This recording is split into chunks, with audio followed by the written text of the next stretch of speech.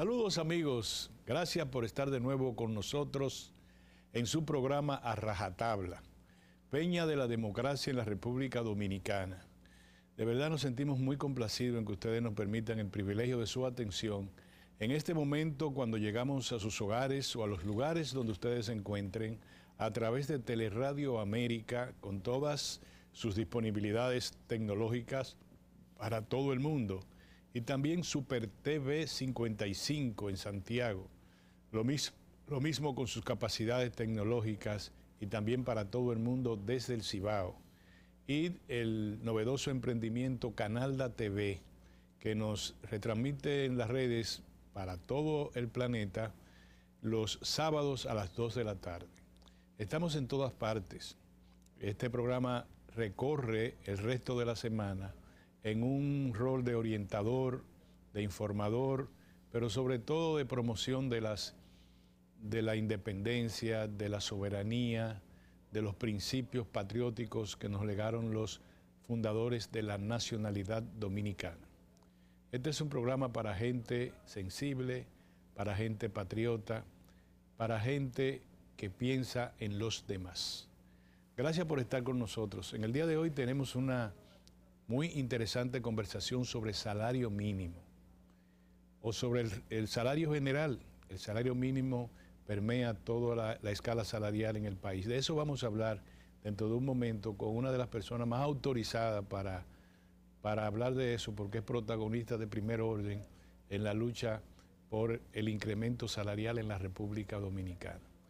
Quiero comenzar el programa de hoy, además de las salutaciones correspondientes, para festejar el homenaje que le ha hecho, agregarme, solidarizarme con el homenaje que le ha hecho el Senado de la República al doctor Milton Ray Guevara, presidente del Tribunal Constitucional. Es probablemente el dominicano que con mayor entusiasmo, mayor esfuerzo, ha promovido los valores relacionados con el texto sustantivo que representa la República Dominicana y ha defendido también toda nuestra soberanía a través de la aplicación correcta del ordenamiento jurídico nacional y la interpretación de la Constitución de la República.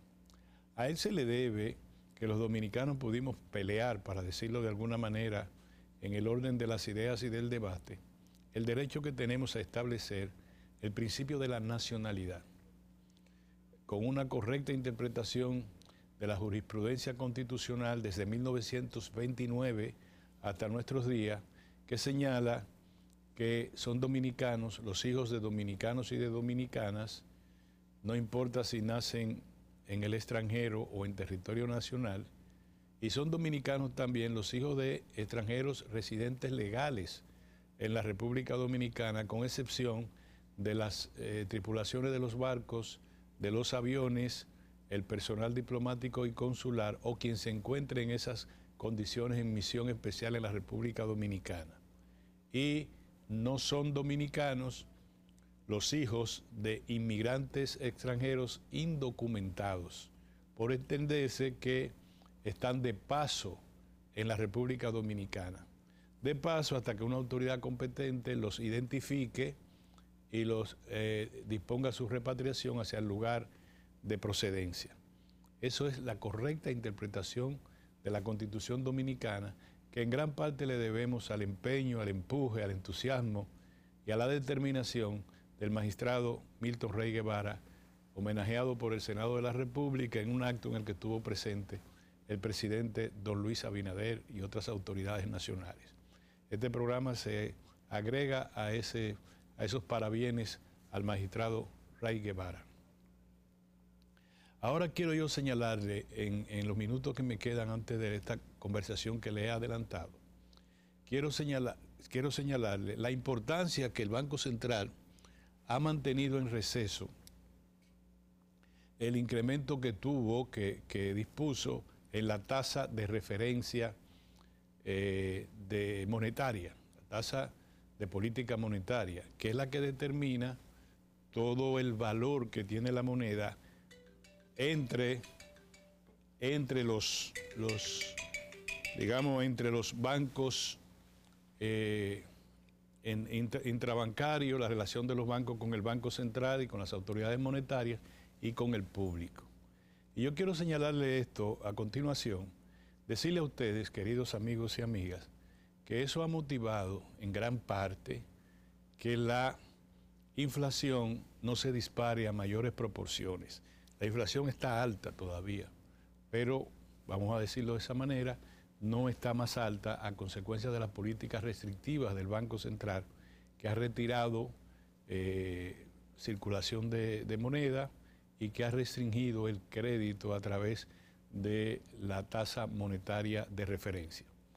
Pero también hay que decir que la inflación se incrementa a consecuencia de situaciones externas. Por eso que debemos seguir la política de la Reserva Federal de los Estados Unidos referido al tema monetario. El Banco Central, el cabecilla de los bancos centrales de Estados Unidos, aumentó en 0.25% o en 25 puntos indicativos la tasa de referencia para Estados Unidos, en consecuencia para el dólar a nivel mundial. Esto tratando también de contener la inflación en la economía estadounidense. La Reserva Federal ha dicho que no ha terminado la guerra contra la inflación, que la inflación todavía sigue siendo un problema serio en la economía mundial. La economía mundial va a crecer 1 punto porcentual. Nosotros deberíamos tomar eso en cuenta. Miren, hay una cosa que podemos decir que ha hecho muy bien el gobierno, que fue los subsidios a los fertilizantes y los subsidios generales también a los combustibles. Esos dos elementos son dos elementos altamente inflacionarios. Por tanto, si se ha mantenido acorralado por los subsidios oficiales, eso ayuda sin duda alguna a que se reduzca o a que se frene en gran proporción la inflación. Sin embargo, el salario, vamos a tratar ese tema, es un referente importante también para combatir la inflación. El salario menor, ustedes saben que la canasta familiar se divide en varios quintiles o sectores económicos. El primero de ellos, el más pequeño, el más difícil, es el número 1, que es el quintil relacionado con las familias que devengan menos de 20,000 pesos mensuales. La canasta familiar para ese grupo económico debe estar muy por encima de los 23,000 pesos mensuales, y la que le sigue probablemente esté por encima de los 33,000, 34,000 pesos mensuales. No es posible. El salario no alcanza ni para caerse muerto. Es importante que sepamos eso. Es importante que veamos a la inflación como un tumor en la anatomía económica de la República Dominicana, que el Banco Central ha ayudado a contener un poco y que algunas medidas del gobierno central también han ayudado a contener. Pero sin embargo es un tumor que crece cada día o que se posesiona en sectores de lo que ya no podemos seguirle como al burro, enseñarle a no comer. Sectores que están padeciendo la iniquidad en la redistribución del ingreso. Señores, vámonos a un cambio y vamos al retorno de esta breve pausa en A Rajatabla a hablar hoy de salario, no solamente de salario mínimo, sino de régimen salarial. Nos vemos en un momento, señores.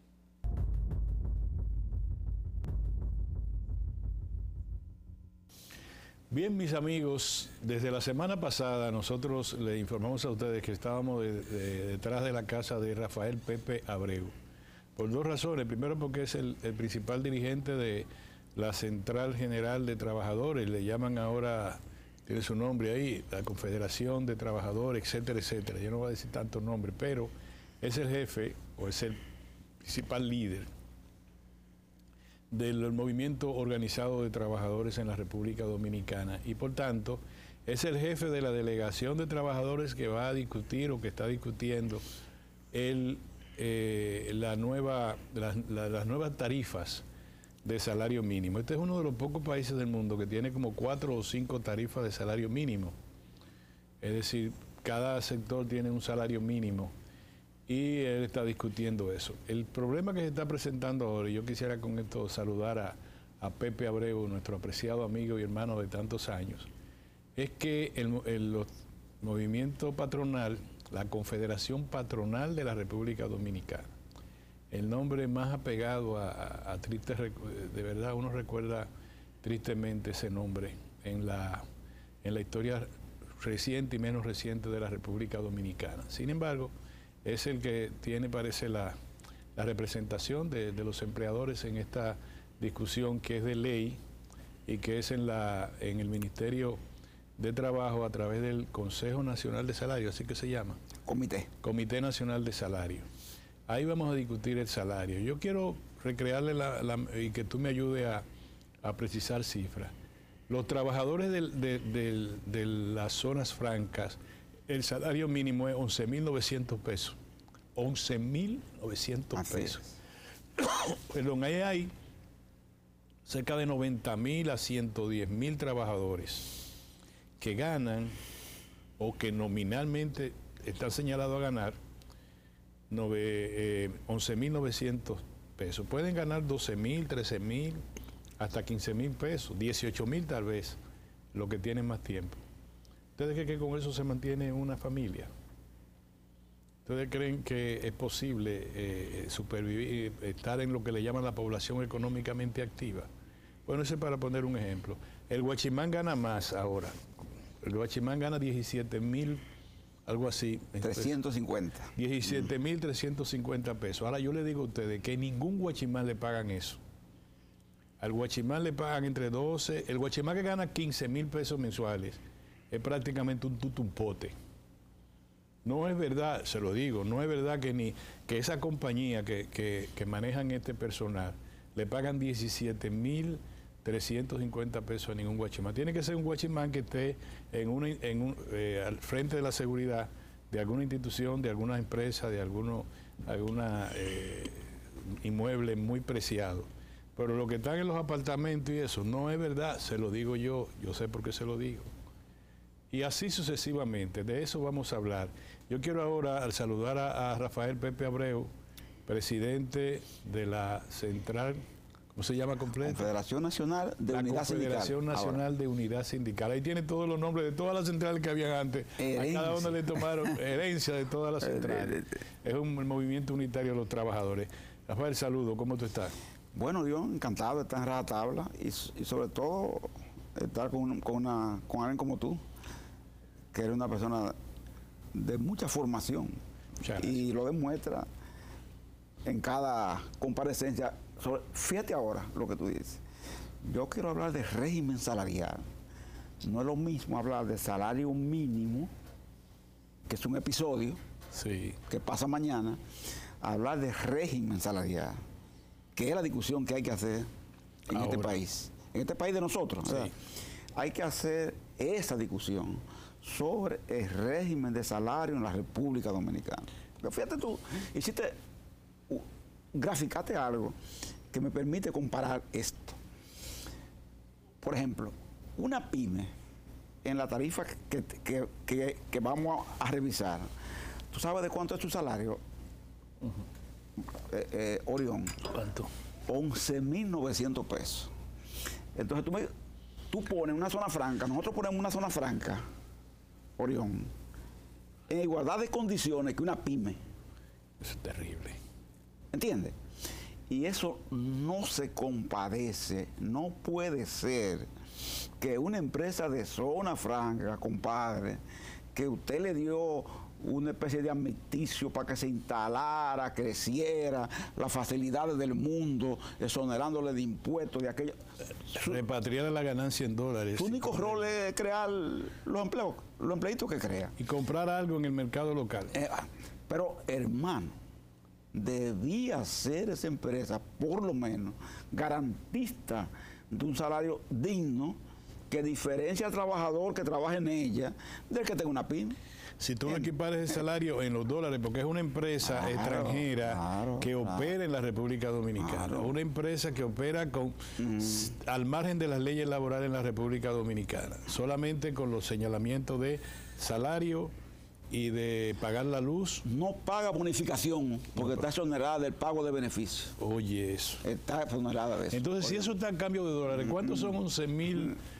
12.000, vamos a ponerle, vamos a redondearlo en 12.000 pesos. ¿Cuánto es eso en dólares?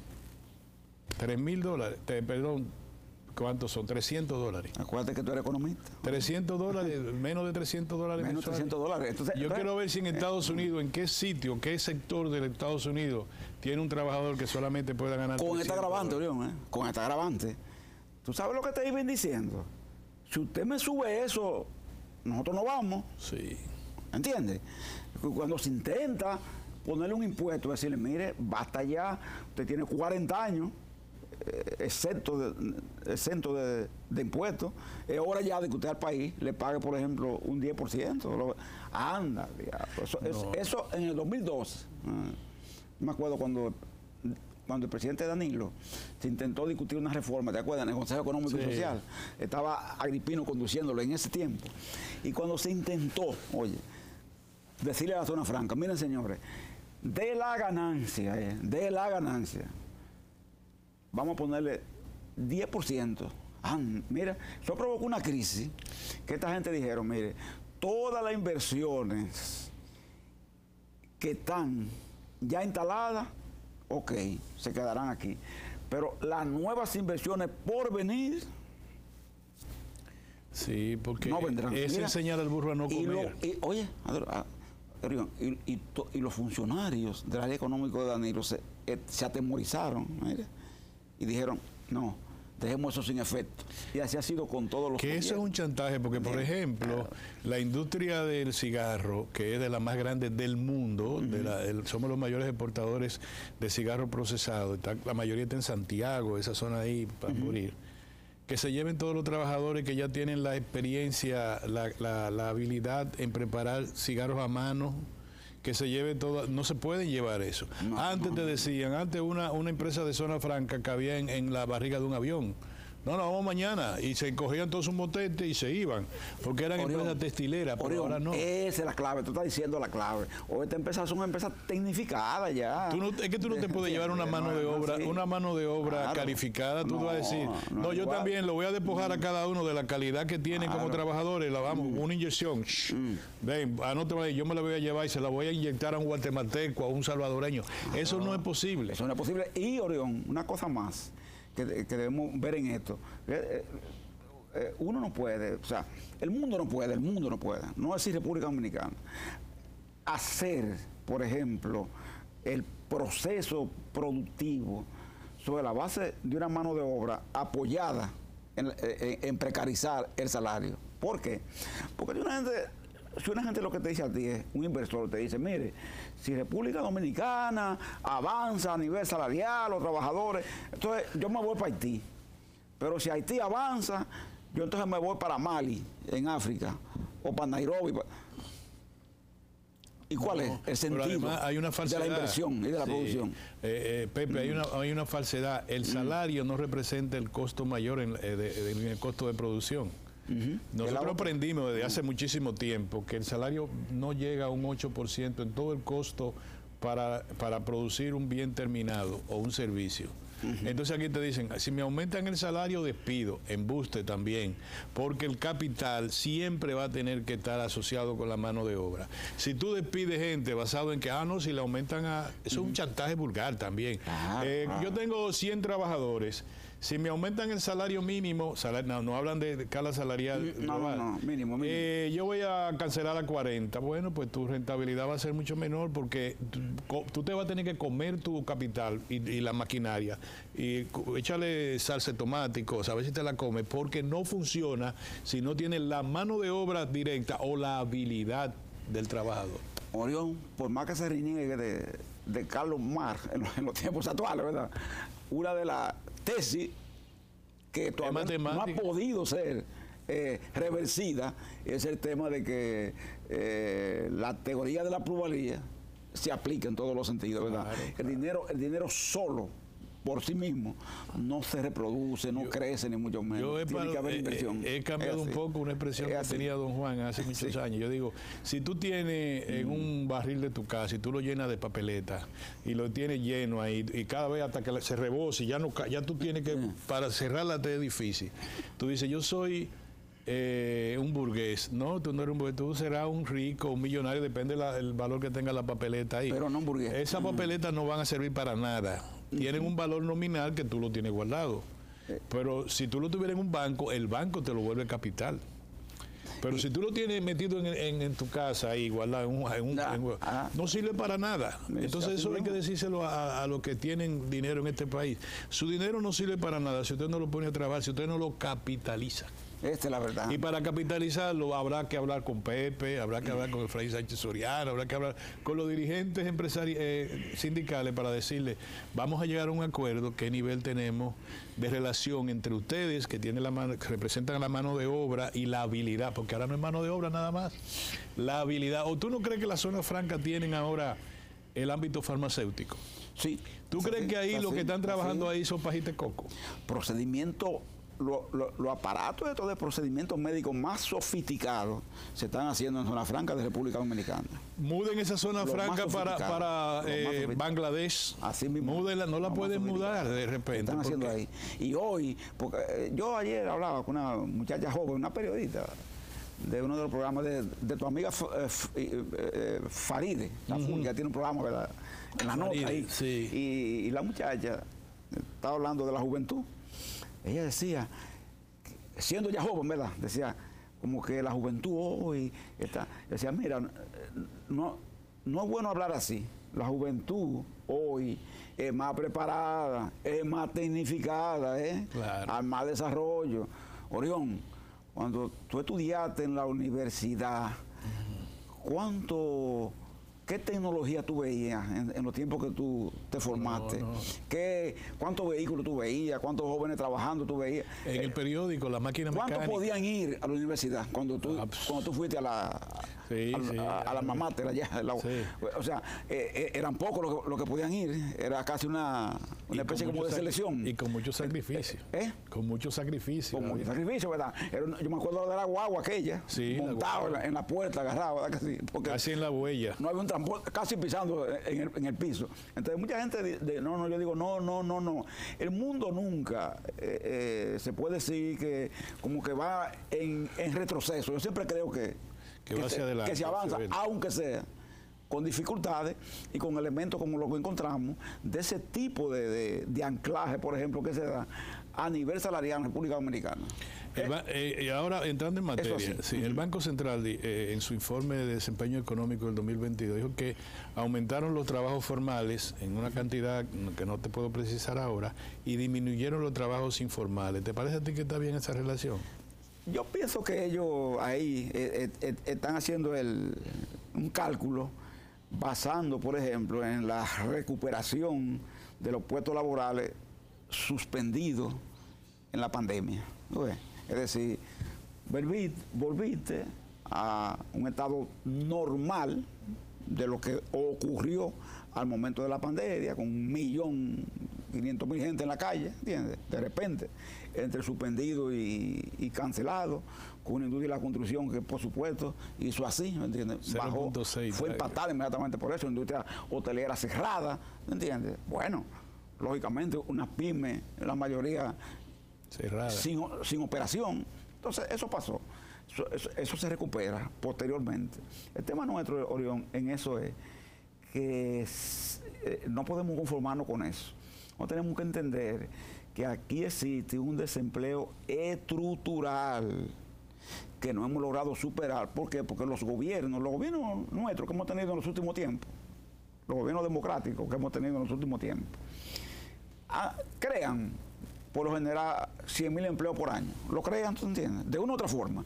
No son empleos de calidad, pero se crean.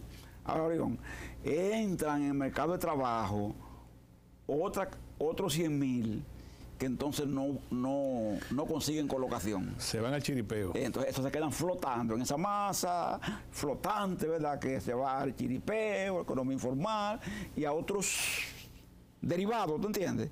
Evidentemente peligroso.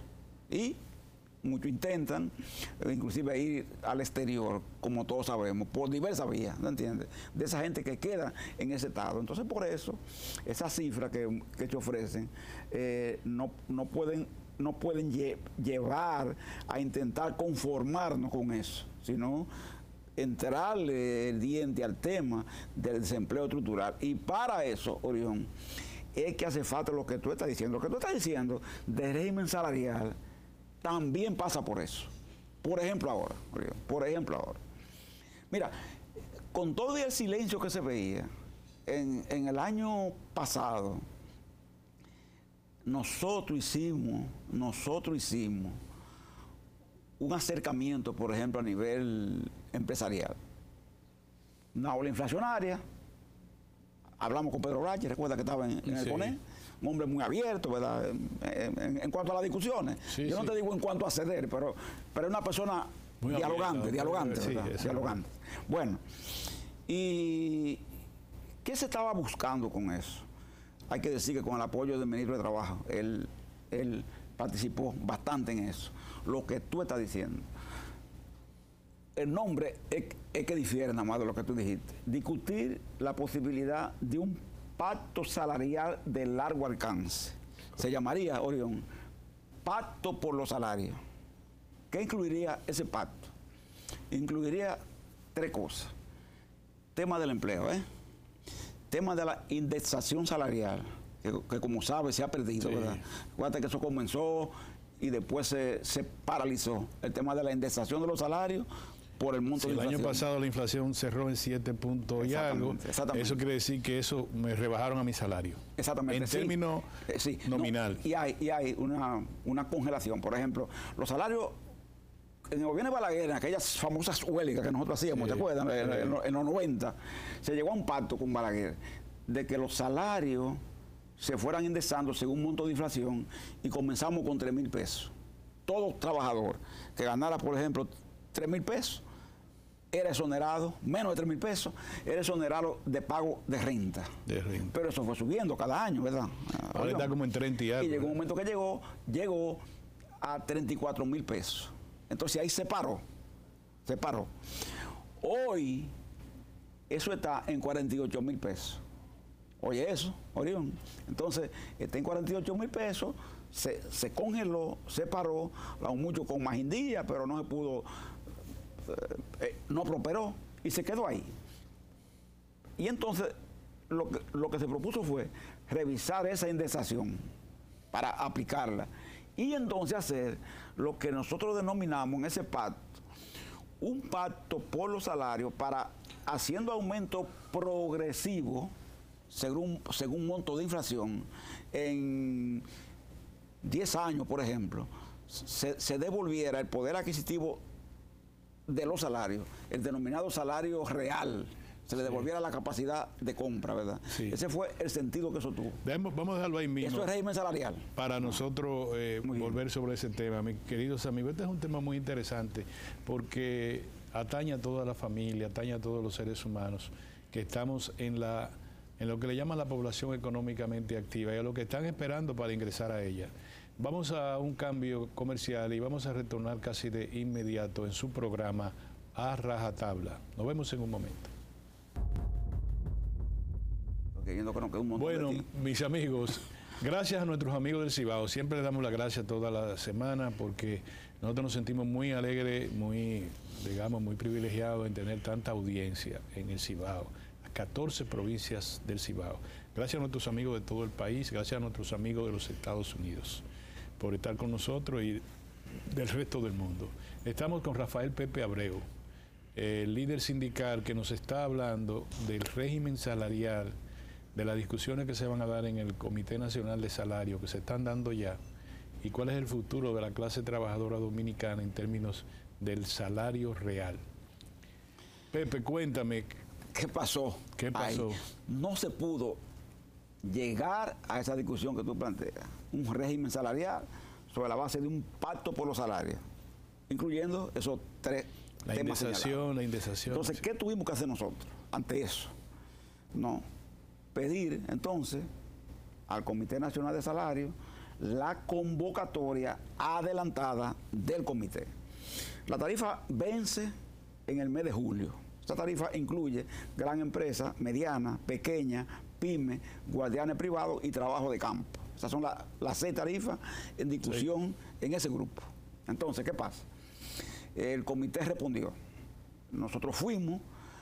Los empresarios a esa primera reunión no fueron. Alegaron que estaban en trámite de cambio, de mando, etcétera. Sabe que cambió la asociación empresarial, cambió el CONE y cambió Copardón de mando. Ya la segunda reunión ellos fueron.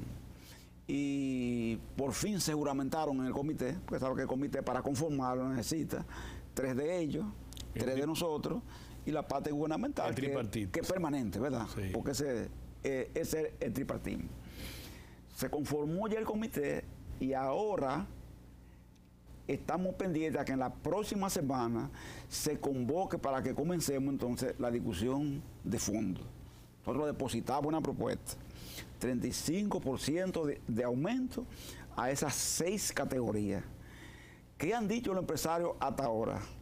Laura Peña Izquierdo, que es la que toma ahora el mando de Copardón, que como tú dices, muy bien señala, es la institución que en nombre de los empresarios va al comité, porque no va al CONE, ni va a la Asociación de Industria, va a Copardón.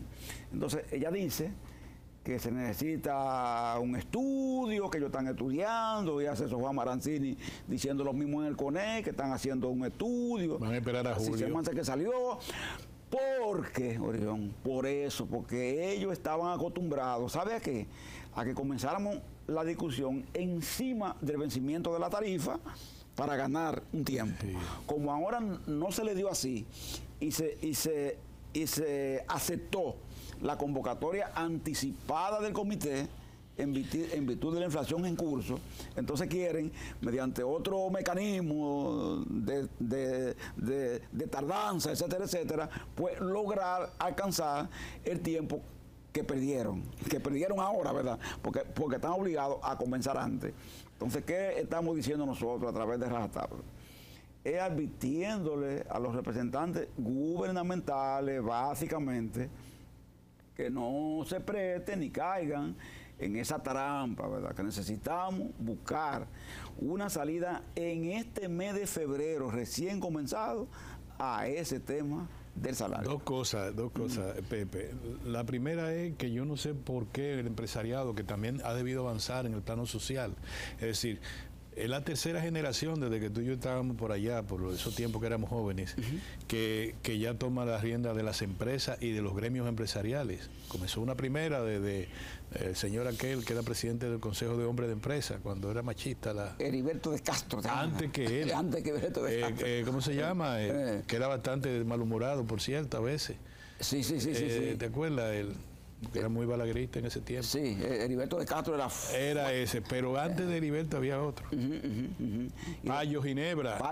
Después vino Vitiene, ¿te acuerdas? Sí, entonces vino la segunda generación, los hijos de ellos y después los nietos de ellos. Yoyaceno Brugal, que era de la segunda generación. Entonces viene la tercera generación. Yo me imagino que ya deben saber, ya deben entender. Mira quién está, Celso Juan Marancini, hijo de Celso Marancini. O sea, es la tercera generación. La tercera generación. Entonces, ¿cómo no van a entender que los trabajadores son, además de trabajadores, son consumidores? O sea, ¿cómo tú quieres que el Producto Interno Bruto avance, el Producto Interno Bruto real, el que generamos nosotros aquí en la casa, en el país, si no tenemos cómo consumir?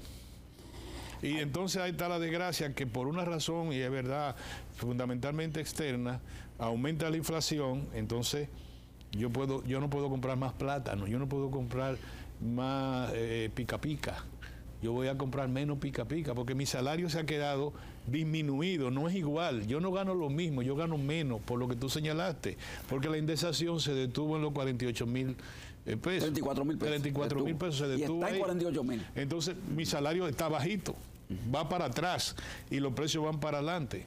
Eso deberían saberlo los empresarios. Y lo otro que te voy a decir para dejarte el tiempo que nos queda, Pepe, la democracia en América Latina se ve robusta, pero es como tú has visto ese tipo de planta que crece muy recta, muy fuerte hacia arriba, y cuando tú le tocas tiene el estómago vacío, es vacío por dentro.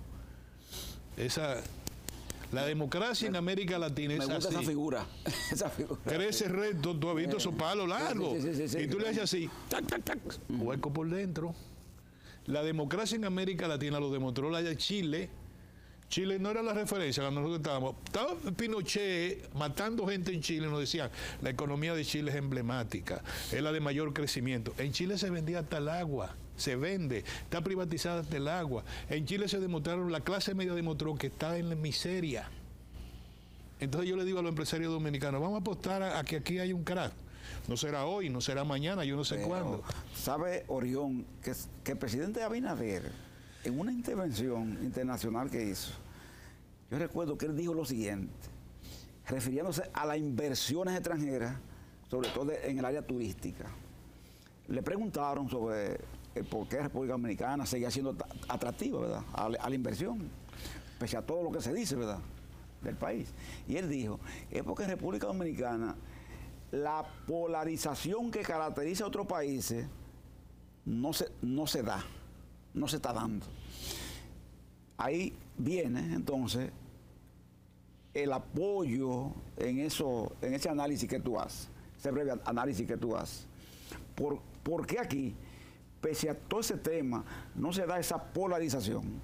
Porque yo pienso, Orión, que la mayoría de personas aquí, y la mayoría inclusive de dirigentes, de líderes, la mayoría, estoy diciendo, de los partidos mayoritarios, la mayoría de comunicadores, gente como tú, otros, apuestan como a cambio, a mejoría, dentro del esquema del mismo sistema. No se están planteando, ¿verdad?, una visión antisistema. Por ejemplo, no están haciendo eso. Entonces, los empresarios, Orión, que son los principales beneficiarios de eso que ocurre, porque no es un gobierno es transitorio, pasan, ¿entiendes? La clase que permanentemente se beneficia más de eso, ¿verdad?, de esa paz que se respira, laboral y otros sentidos, es el sector empresarial, ese que se solidifica con eso. Entonces, ese sector no quiere entender, no ha querido entender, ¿entiendes?, esa situación, y muchas veces hace todo lo contrario a la posibilidad de preservar eso. Y yo me pregunto a veces, Orión, porque muchos amigos míos lo que le dicen a uno es, mira, mientras ustedes estén así, no va a pasar nada. Aquí lo que hay que hacer es comenzar de ras de tierra, virar todo con la cabeza para abajo y comenzar a ras de tierra a construir, porque nada de lo que se ha construido sirve. Es comenzar de nuevo, Orión. Lo que tú y yo planteamos, decíamos cuando éramos jóvenes, ¿entiendes?, que había que destruir lo construido, ¿entiendes?, y comenzar otra vez a construir una nueva sociedad. Te lo está diciendo gente hoy. Yo sé que tú y yo ya no creemos que es así, que tú y yo partimos de que cabeza fría, de que si hemos subido 3 peldaños, en vez de bajar y comenzar otra vez a ras de tierra, subir a partir de los 3 peldaños. Coger impulso. Ahora, no basta con que tú y yo lo digamos, gente como nosotros. El empresariado, que es el poder económico, tiene que entenderlo. ¿Y por qué los empresarios, Orión, entonces no quieren un pacto por los salarios? Para que discutamos, como tú estás diciendo, un nuevo régimen salarial. La crisis económica, ¿por qué no quieren? Caracterizada con la marginalidad, la inequidad económica y social. Venezuela, Ecuador, Colombia, Chile, Nicaragua, Brasil, Nicaragua, El Salvador, 70.000 muertos, 10 años en una guerra civil para que El Salvador termine como está. Guatemala, Honduras, miseria absoluta. Ahí son grandes fincas donde son 3 o 4 que son los millonarios en ese sitio. Solamente sobreviven como democracia, al estilo que tú lo has mencionado, Costa Rica, Panamá, que es un gran holding, y en Sudamérica, Uruguay y un poco Paraguay ahora. Ya, se acabó. Ya. Y nosotros en el Caribe, los únicos, porque no mencionemos las islitas, que son posesiones. Cuba no ha podido reencontrarse a sí misma. Y nosotros ya, se acabó. ¿Y qué se quiere entonces? ¿Seguir, repetir eso, continuarlo, matizarlo? Ábranse a una discusión. ¿Tú crees que el empresariado podría entender eso y ponerse a discutir con ustedes o van a darle vuelta al asunto? te voy a dar una primicia al terminar. Sí. Ayer nosotros estuvimos en el Palacio. No era público porque era una visita internacional que estaba aquí de la Confederación Sindical de las Américas, que la dirige el compañero Rafael Freire, de Brasil. Entonces, él vino al país a un tema de Haití, tú sabes, un momento sindical haitiano, y aprovechamos y el presidente Abinader lo recibió. Al margen, ¿verdad?, de la visita oficial, intercambio entre ellos dos, hablamos un poquito del tema salarial. Y él le preguntó al ministro que estaba ahí, ministro, ¿cómo va lo del salario? Y el ministro le dijo, no, estamos a la espera de que los empresarios den respuesta ahora a la propuesta. Y él le dijo, y el presidente dijo, ay, sí, pero no tanto tiempo, no. Trate, acelere eso, le dijo el presidente. ¿Tú? El presidente sabe. Evidencia, ¿verdad? Evidencia. Que él sabe, porque eso, aunque no hubo detalles, porque esa no era la discusión y uno tiene que ser prudente, ¿verdad? Claro. Pero es indicativo de que él entiende el matiz que tiene la necesidad de que aquí haya ese tipo de acuerdo. Porque él, acuérdate cuando hablamos una vez en uno de tus espacios, en este mismo o en el otro, en la primera visita que hicimos con él, una de las cosas que él dijo que él habló fue de la necesidad de recuperar el poder adquisitivo del salario real. No se habló de régimen ni de pacto, pero sí de eso. Entonces ahora, tú hablas de régimen, nosotros de pacto por los salarios, que se conjugan y en definitiva son lo mismo. Claro, hay que buscar los seguros de la democracia, si no vamos a parar donde está casi toda América Latina. Yo creo que como tú deberíamos mandarle, y ya nos vamos, un mensaje al empresariado nacional de que no hay que matar la gallina de los huevos de oro. Esta es la verdad. No hay que matar la gallina de los huevos de oro y que los trabajadores tienen que ser también consumidores. No pueden enseñar a los trabajadores a no comer. Porque cuando uno aprende a no comer, se va a morir de hambre. Eso tú lo ves, Orión, quintil 1, 2 y 3. Comen lo que pueden. Son salarios de subsistencia que no generan bienestar, Orión. Y eso hay que superarlo. Porque el salario tiene que generar, no riqueza, pero por lo menos bienestar. Así mismo. Bueno, gracias Rafael Pepe Abreu, presidente de la Confederación Sindical. Yo no me sé todo el nombre. De Unidad Sindical. Confederación Nacional de Unidad Sindical. Yo lo que sé es que en el movimiento sindical hay que sacarle su comida aparte a Pepe Abreu. Por su honradez, por su nivel ético. Yo lo conozco desde siempre. Desde niño me vio trabajando en estos afanes y yo lo veo a él. Y el día que se falle, yo soy el primero que le voy a llamar la atención. Así que él sabe que yo lo llamo la atención si falla, pero no ha fallado hasta el día de hoy, que así sea. Gracias, señores, por estar con nosotros. Gracias, Rafael. Te agradezco mucho a tu hijo que siempre te asiste. Muchas gracias por estar con nosotros. Y a ustedes, mis amigos, a Rajatabla estaremos de nuevo la próxima semana con la gracia de Dios. Nos vemos, señores.